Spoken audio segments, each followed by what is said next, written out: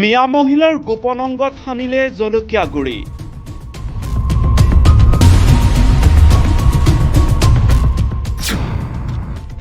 জলকীয়া গুড়ি সানি তালিবানী শাস্তি মিয়া মহিলাক।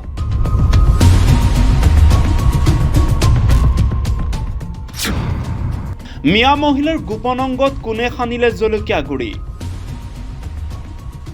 ঘটনা ঘটিছে এই ঘটনাটোক লৈ পেলাই আমি বহুত দুখিত বহুত লজ্জাজনক হৈছোঁ কাৰণ আমাৰ গাঁৱত যিটো ঘটনা ঘটিছে এই ঘটনাৰ ওপৰত লক্ষ্য কৰি এতিয়া আমি ক'ব বিচাৰোঁ যে আমি এতিয়া নাৰীবিলাক সুৰক্ষিত নহওঁ।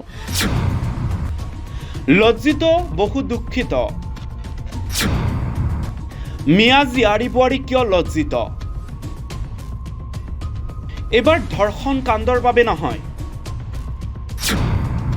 এবাৰ মহিলাক উলংগ কৰি শৰীৰত সানিলে জলকীয়া গুড়ি, যাৰ বাবে দুৰ্বৃত্তৰ বিৰুদ্ধে জাগিছে মিয়া মহিলা।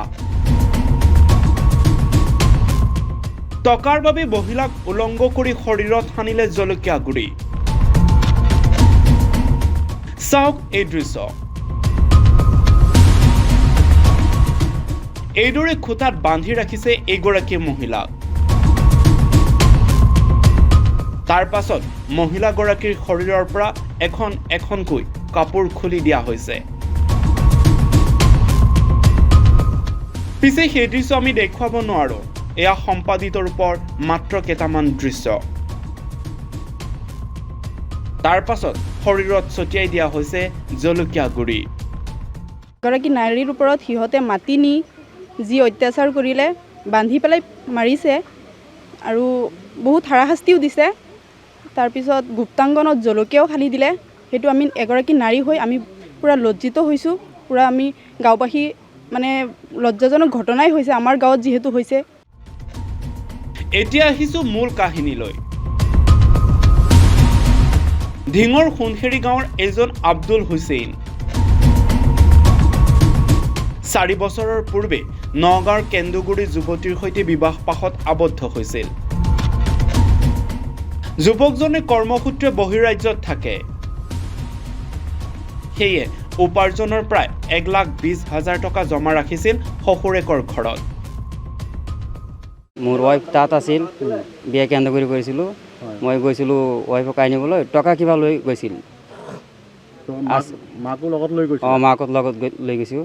তাৰপিছত কিন্তু টকা সুধি চোৱাত এনেকৈ মাৰধৰ কৰিছে, মাকো মাৰিছে, মোকো মাৰিছে, জলকীয়া লগাই দিছে।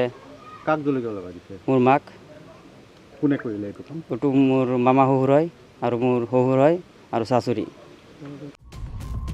শেহতীয়াকৈ আব্দুল হুছেইন বহিৰাজ্যৰ পৰা ঘৰলৈ উভতি আহিল। তাৰ পাছত শহুৰেকৰ ঘৰলৈ গ'ল। মাতৃক শহুৰেকৰ ঘৰলৈ লৈ গৈ জমা ৰখা ধন বিচাৰিছিল শহুৰ পৰিয়ালৰ পৰা। তাৰ পাছতেই এই যুৱকজন অৰ্থাৎ আবুল হুছেইনৰ মাতৃকে মাৰধৰ কৰিলে কেইবাজনো পাখণ্ডই। কেৱল মাৰপিটেই নহয়, আবুল হুছেইনৰ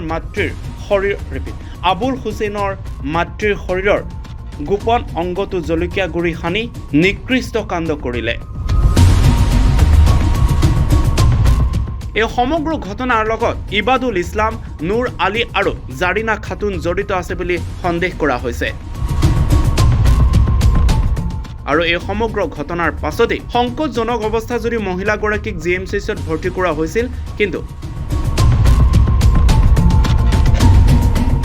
চিকিৎসালয়ত মৃত্যুক সাৱটি লয় মহিলাগৰাকীয়ে।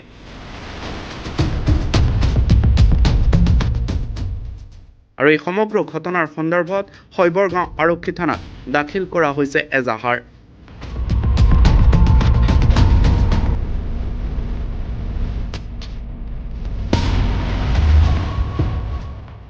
নগাঁৱৰ পৰা ব্যুৰো ৰিপৰ্ট, ৰিপৰ্টাৰ এনি।